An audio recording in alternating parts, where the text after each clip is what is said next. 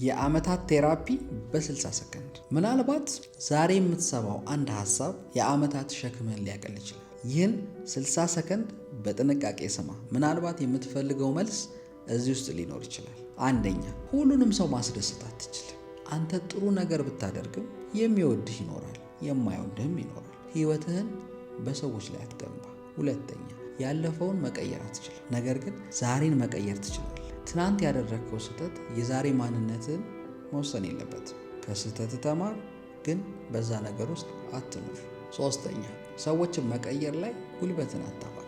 ራስን ስትቀይር ሕይወት ይቀየራል። አራተኛ፣ አይሆንም የሚለውን መልስ መስማት ውድቀት አይደለም። አይሆንም የሚል ሰው መጨረሻህን አይወስንም። አንድ በር ሲዘጋ ሌላ ፈልግ። አምስተኛ፣ ሰላምህን ከማንኛውም ነገር በላይ ጠብቅ።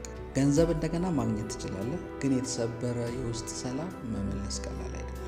አንዳንድ ጊዜ ሕይወትህን የሚቀይረው ረጅም ንግግር አይደለም፣ ትክክለኛውን እውነት